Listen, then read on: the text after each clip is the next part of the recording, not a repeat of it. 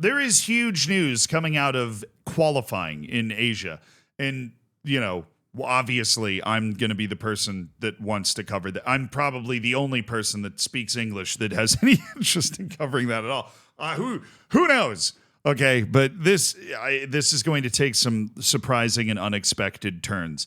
Particularly, we're going to mention some very famous footballers in this video that you feel like we're not going to mention, and you might be wondering how that relates to Asian qualifying and specifically Indonesia, but that's just the fun of this channel. You just put on your seatbelt, put on your helmet, and maybe like your waders in case, we're going to head into the swamp somewhere. And you just get ready for whatever is about to hit the fan. For this, we're going into the chaotic group, Group C. The group where Japan is coasting and everybody else is within 1 point, all the way to automatic qualification down to literally finishing last in the group, which this group is fabulously exciting. And there are teams in this group that you would understand them being a little frustrated with the way their team's going. You have Australia, you have Saudi Arabia, two teams that regularly expect to participate in World Cups. Australia's been to the last 5. Saudi Arabia beat Argentina at the last World Cup and has since spent the GDP of an average country building their league in order to be somewhat competitive and try and give their domestic players better competition.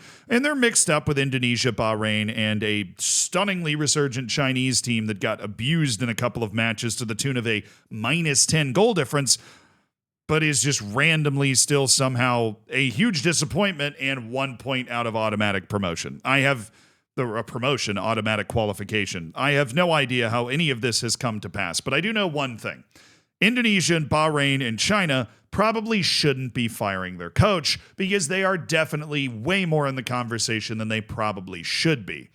Which brings me to the fact that Indonesia fired its coach. That is why we are here. The Indonesian national team saw fit to remove their coach from their post. And the reason, named by Erick Thohir, who's the head of the Indonesian Football Association, the PSSI, said, "We need a leadership that implements strategies as agreed with the players, communicates better, and implements better programs for our national team." Look, Eric, Indonesia's never been to the World Cup, right? So in terms of programs for the national team, I feel like the program's kind of kicking in here.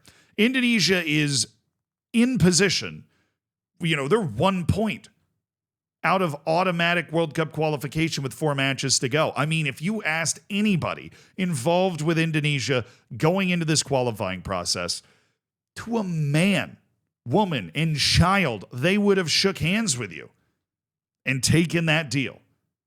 And yet the coach has been relieved of his duties anyways. The guy's name was Shin Tae-yong, who was fired. And I'm going to go out on a limb. I don't know what happened behind closed doors because I don't know anything about Indonesian footballing politics, but I would imagine this firing had a lot more to do with Eric and Shin Tae-yong having some sort of personal fallout than it did with Indonesia's poor performance on the field. We need a leadership that implements strategies as agreed with the players. If I'm reading into that, I'm just going to go ahead and say that as agreed means that they agreed on something that then Shin Tae-yong did not, deem fit to actually apply with the national team. He just decided that they weren't going to do that, and that was it.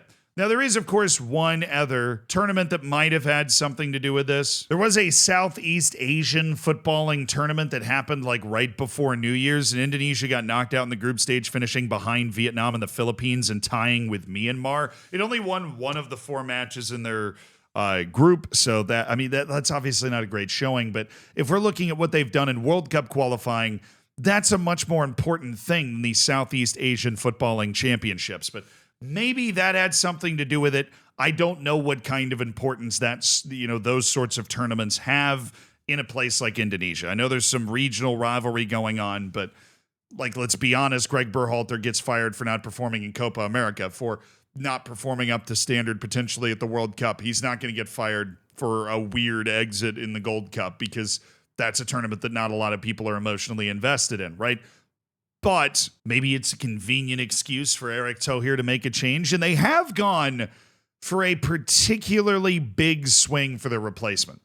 Because whoever's taken this job is taking over the head coaching job of the 4th biggest nation in the world a nation that is way more football mad than you would realize, right? As somebody that plays a lot of Football Manager, Indonesia won the Football Manager World Cup. That is a thing. The inaugural one happened this past year, and Indonesia won it. They won in very impressive fashion.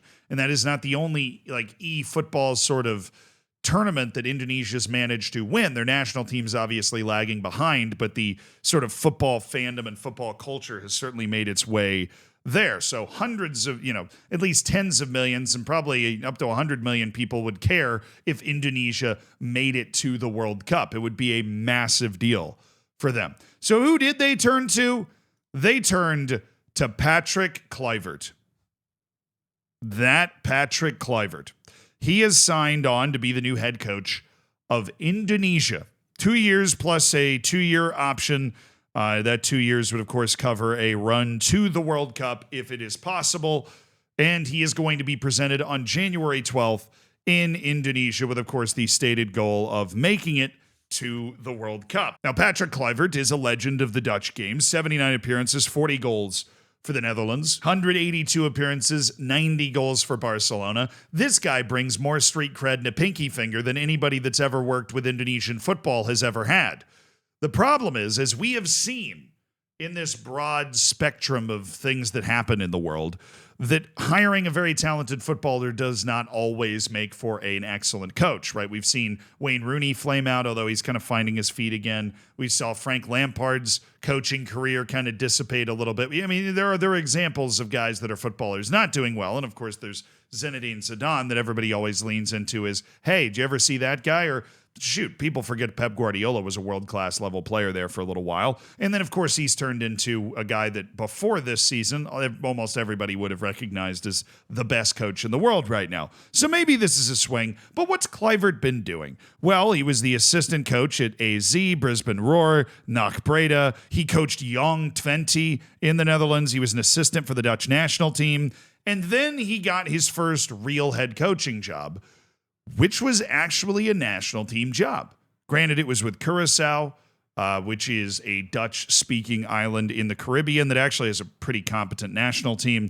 And then he was a youth coach at Ajax, an assistant with the Cameroonian national team. And then he returned to Curaçao to be an interim manager for a little while. And then he took on his first and only club head coaching role with like an actual first team club team at Adana Demirspor in Turkey in 2023. And about 6 months later, he left the club by mutual agreement. So obviously things didn't quite go according to the plan. And that's basically the last time we've heard from Patrick Kluivert until apparently his people talked to their people or their people called and begged his people, and he just gets hired as the Indonesian national team coach. Oh, to be a fly on the wall of that conversation. When his agent calls him and goes, yeah, I've got Indonesia on the phone. They might be interested in taking a swing. Would you like to do it? And then somebody's got to, pull up the World Cup qualifying stuff and point out like, hey, I know it's Indonesia, but they actually have a chance to go to the World Cup and you could do something really cool.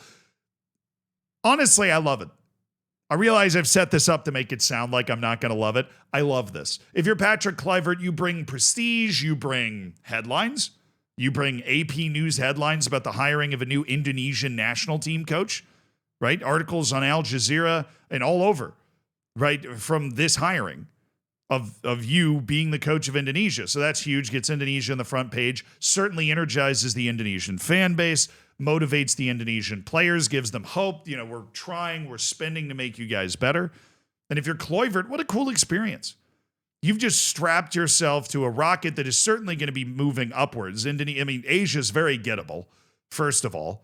It's not like Asian qualifying is particularly difficult. The Iranian national team is built out of a few expats and dudes from the Iranian league, and they manage to qualify basically all the time. Now, that's a footballing mad nation with a third as many people, right? In a pretty, relatively restrictive outward transfer policy relative to what Indonesia could cook up if it can start to develop talented players that could go and play abroad. Right. Asia, especially now that it has more qualifying spots in the new qualifying format, very gettable.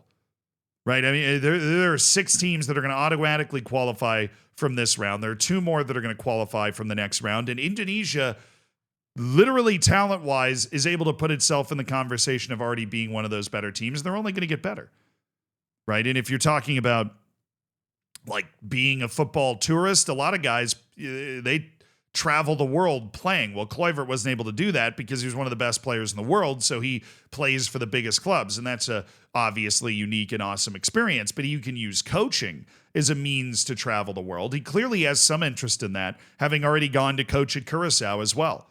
And he's not the only person doing this, because basically at the same time as this happened, Robbie Keane, the former Ireland striker and MLS great, actually, became the new head coach of the Giants of Hungary, Ferencváros. Which, good luck if you're Hungarian trying to understand an Irish accent. That's like the first thought that popped into my head. But Robbie Keane is headed to Hungary to coach a team. Football's a global game. Everybody says that, but it's becoming more and more global. And I think you're going to end up seeing more and more fun things like this, where players like Kluivert and Robbie Keane are able to trade their notoriety to get the opportunity to coach teams like this and to get the opportunity to chase these experiences. Because be honest, if you were Kluivert, if you were Robbie Keane, you'd probably be taking these chances too. This is awesome. You get to go somewhere, be a big shot, and maybe lead some massive change. Kind of get that adrenaline rush that you've been missing out on since you weren't a player anymore. I am super behind all of this nonsense. And you know what? If Kluivert manages to pull it off, it would be hilarious and awesome to see Patrick Kluivert on the sideline for Indonesia at the World Cup. That is a reality we could be barreling towards, which is a string of sentences that would have sounded insane even a year ago.